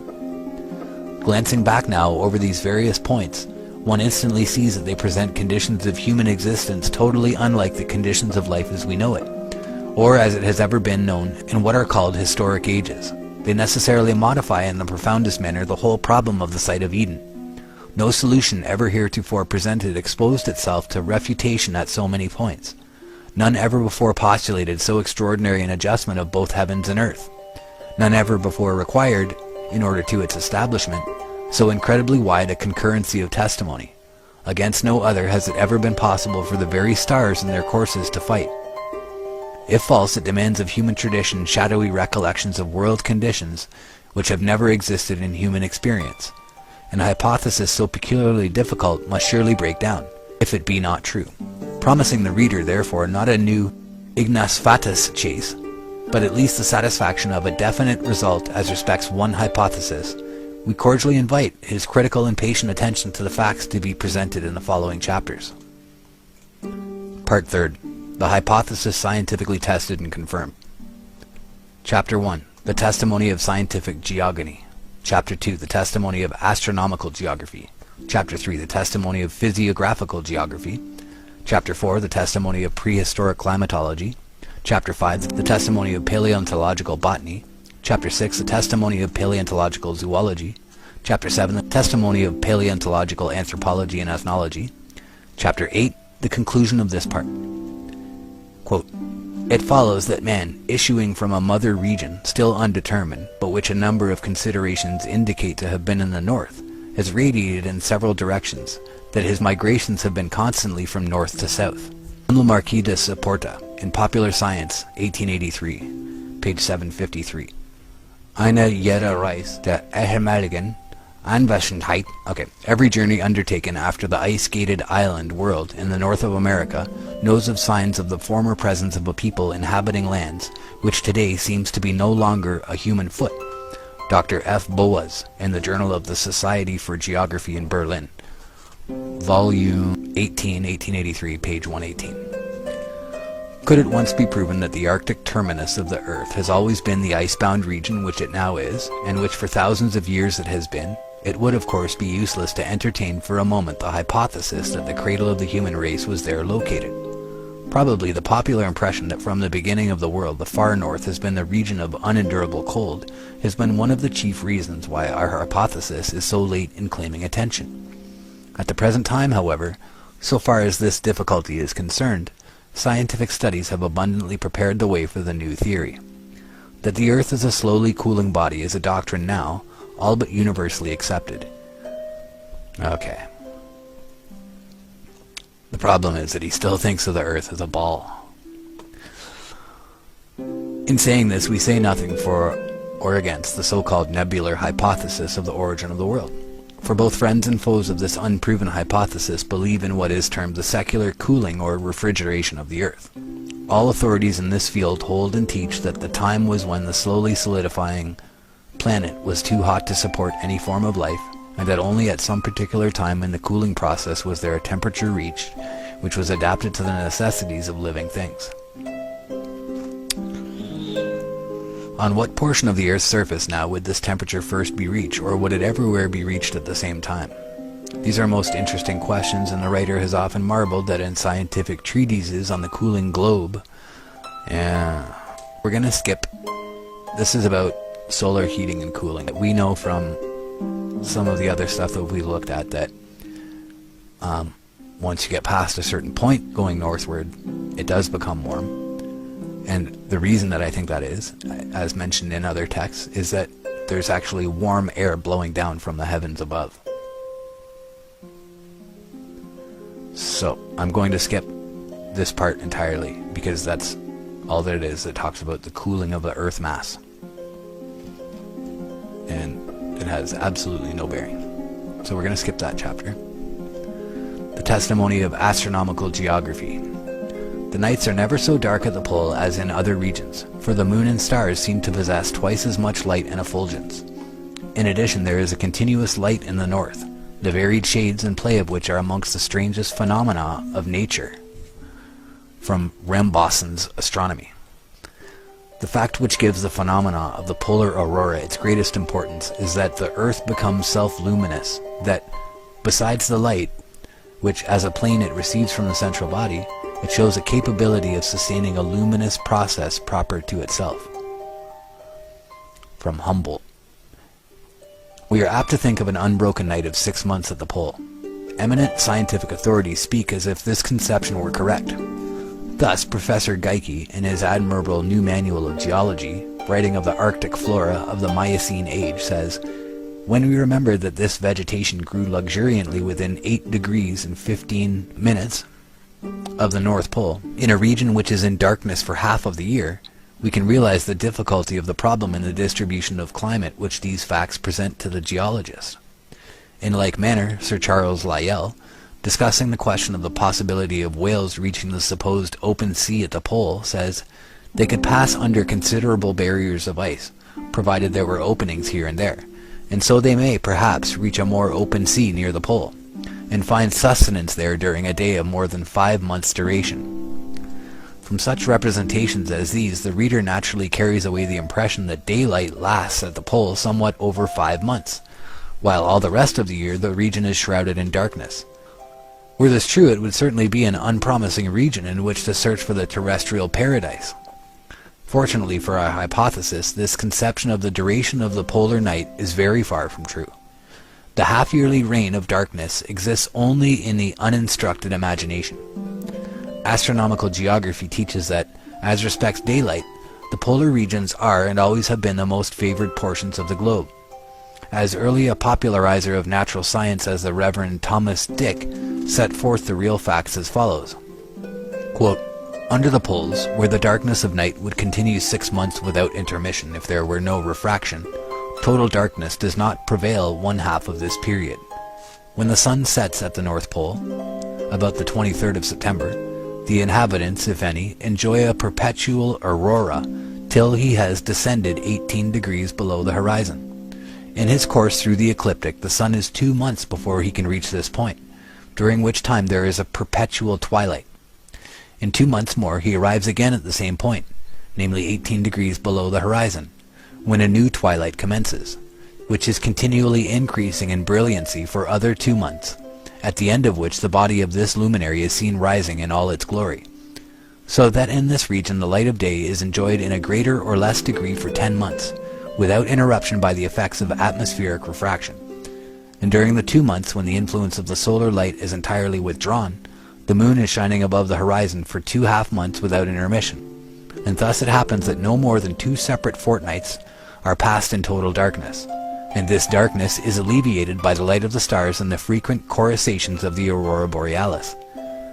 Hence it appears that there are no portions of our globe which enjoy throughout the year so large a portion of the solar light as these northern regions. Striking as is this account of the polar day, it is noteworthy that experience has repeatedly shown that the actual duration of light in high latitudes exceeds even the calculations of the astronomers.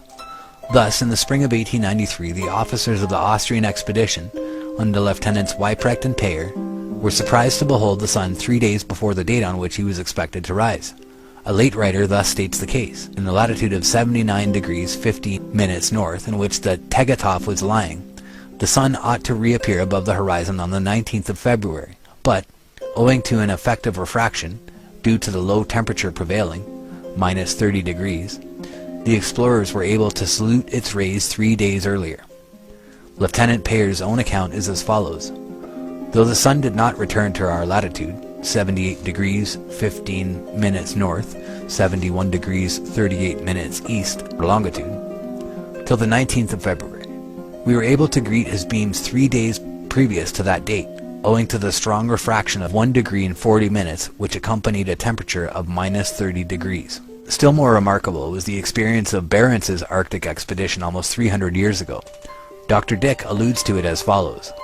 The refractive power of the atmosphere has been found to be much greater, in certain cases, than what has now been stated. In the year 1595, 1596 and 7, a company of Dutch sailors having been wrecked on the shores of Novaya Zemlya, and having been obliged to remain in that desolate region during a night of more than 3 months, it was a little less than 3 months, beheld the sun make his appearance in the horizon about 16 days before the time in which he should have risen according to calculation, and when his body was actually more than 4 degrees below the horizon. The only explanation of this astonishing phenomena which the same writer offers is found in this appended clause, which circumstance has been attributed to the great refractive power of the atmosphere in those intensely cold regions. This is so unsatisfactory that not a few prefer to believe what seems entirely incredible, namely that Barentz and his men in the short space of less than 3 months made a blunder of 16 days in their time record. Not likely. Professor Nordenskjold has recently referred to the case as follows. On the 4th November, the sun disappeared and was again visible on the 3rd Feb through the 24th Jan. These dates have caused scientific men much perplexity, because in latitude 76 degrees north, the upper edge of the sun ought to have ceased to be visible when the sun's south declination in autumn became greater than 13 degrees, and to have become visible again when the declination again became less than that figure. That is to say, the sun ought to have been seen for the last time at Barentz's ice haven on the 7th and 11th October, and it ought to have appeared again there on the 14th through the 4th of Feb. It has been supposed that the deviation arose from a considerable error in counting the days, but this was unanimously denied by the crew who wintered. In a footnote he gives proofs which seem convincing that no such error can have been committed. But while these experiences of Barentz and the Austrians point to a duration of darkness at the pole of less than 60 days out of the 365, some apparently good authorities extend the period to 76 or 77 days. Thus Captain Bedford Pym of the Royal Navy of Great Britain makes the following statement. On the 16th of March the sun rises, preceded by a long dawn of 47 days, namely from the 29th of January, when the first glimmer of light appears. On the 25th of September the sun sets, and after a twilight of 48 days, namely on the 13th November, darkness reigns supreme, so far as the sun is concerned, for 76 days, followed by one long period of light, the sun remaining above the horizon 194 days. The year, therefore, is thus divided at the pole: 194 days sun, 76 days darkness, 47 days dawn, 48 twilight. Even according to this account, we should have at the pole only 76 days of darkness to 289 days of light in the year. In other words, instead of being in darkness little short of half of the time, as at the equator, one would be in darkness but about 1/4 of the time. As far as light is concerned, therefore, even on this calculation, the polar region is twice as favorable to life as any equatorial region that can be named. But whence this discrepancy amongst the astronomers? Why should some of them make the polar night 16 days longer than others? The simple answer is that they proceed upon different assumptions as to atmospheric refraction in the region of the pole. In our latitude, twilight is usually reckoned to begin when the center of the rising sun is yet 18 degrees below the horizon. Starting with this as the limit and counting sunrise and sunset to be the moments when the sun's upper limb is on the horizon, we arrive at the division of the polar year given by Captain Pym. But astronomers say that in England twilight has been observed when the sun was 21 degrees below the horizon. To be entirely safe, some have therefore taken 20 degrees as the limit of solar depression, and reckoning with this datum, instead of the 18 degrees before mentioned, have found that at the pole the morning twilight would begin January 20th, and the evening twilight would cease November 21st. This would make the period of darkness but 60 days, and the period of light 305. Thus a difference of only 2 degrees in the assumed limit of solar depression at the beginning and end of the twilights makes the difference of 16 days in the supposed duration of darkness, which of the two calculations, writes an eminent American mathematician, is the more correct is known, I imagine, by no one. To us in the present discussion, the discrepancy is of very little moment. It is only a question as to whether the pole there is daylight 3/4 or 5/6 of the year. Both suppositions may be and probably are wrong. For if in tropical climates 16 or 17 degrees is said to be a sufficient allowance for the extreme solar depression, while on the other hand it is said in England to vary from 17 to 21 degrees, it certainly looks as though in yet higher latitudes the light of the sun might be discernible when its body is as much as 21 or 22 degrees below the horizon, and this would reduce the annual polar darkness to less than 50 days. This supposition is rendered the more probable by the fact that, while the expeditions already alluded to have found much more of daylight than their astronomical calculations had led them to expect, we have no offsetting accounts where the sun was waited in vain. The final and authoritative settlement of the question can be reached only by actual observation. Among the fascinating problem whose solution awaits the progress of Arctic exploration, we must therefore place the scientific determination of the unknown duration of the polar day. In view of the foregoing, we are certainly safe in conceiving of the polar night as lasting not over 4 fortnights. During 2 of these, as Dick reminds us, the moon would be walking in beauty through the heavens and exhibiting all her changing phases of loveliness in unbroken successions. The other 2 would be passed beneath the starry arc of heaven, all of whose sparkling constellations would be moving round and round the observer in exactly horizontal orbits. In such a perfect and regular stellar system kept in view so long and so continuously, the irregular movements of the planets or wandering stars could not possibly escape observation. All their curious accelerations, retardations, conjunctions, declinations would be perfectly marked and measured on the revolving but chainless dial plate of the remoter sky. Dwelling in such a natural observatory, any people would of necessity become astronomers, and how magnificent and orderly would the ongoings of the universe appear when viewed from underneath a firmament whose center of revolution was fixed in the observer's zenith. After long months of unbroken daylight, how would one's soul yearn for a new vision of those stellar glories of the night? Nor would the moon and silent stars be the only attractions of the brief period during which the light of the sun was withdrawn. The mystic play of the northern light would transform the familiar daylight world into a veritable fairyland. In our latitude, the aurora borealis is a comparatively rare and tame phenomenon. In the highest Arctic regions, it almost nightly kindles its unearthly glories. In itself, it is lightning diluted and sublimated to the point of harmlessness. Sometimes these electric discharges not only fill the whole heaven with palpitating draperies, but also tip the hills with lambent flame, and cause the very soil on which one stands to prickle with a kind of life. But after all the glories of the night begin the greater glories of the polar day. Who with any approach to adequacy has ever described a dawn? What poet has not attempted it, and what poet has not failed? But if it be impossible to picture one of our brief and evanescent day dawns, who shall attempt a description of that surpassing spectacle, in which all the splendors and loveliness of 60 of our dawns are combined in one? No words can ever portray it. No poet's imagination even has ever given us such unearthly scenery. First of all appears, low in the horizon of the night sky, a scarcely visible flush of light.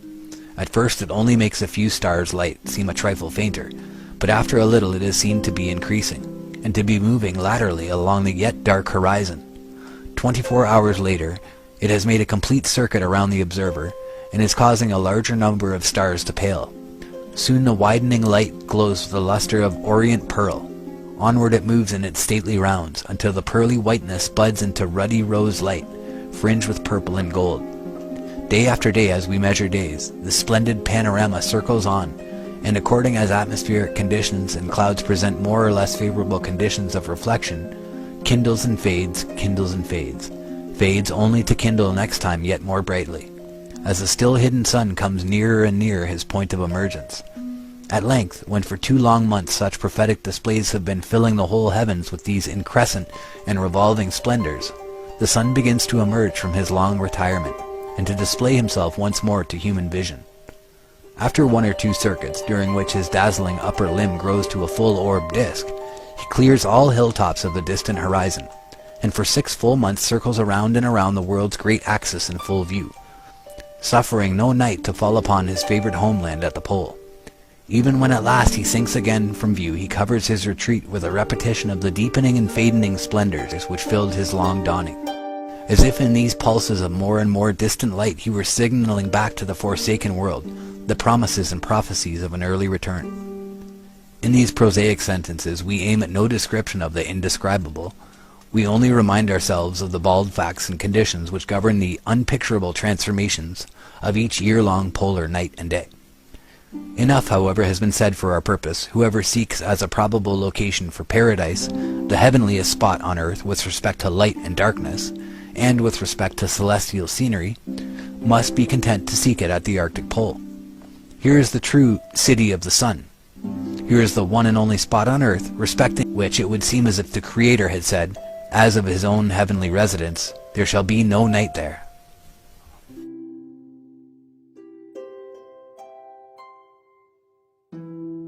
Chapter 3. The Testimony of Physiographical Geology. Arctic geology contains the keys to the solution of many riddles. That's from Professor Here. That's translated from German. Another quote from Baron Nordenskjöld. An extensive continent occupied this portion of the globe when these strata were deposited. Baron Nordenskjöld. Our hypothesis calls for an antediluvian continent at the Arctic Pole. It is interesting to find that a writer upon the deluge, writing more than 40 years ago, advanced the same postulate. Is the supposition that there existed such a continent scientifically unadmissible? So I'm going to pause here. Chapter 3, The Testimony of Physiographical Geology.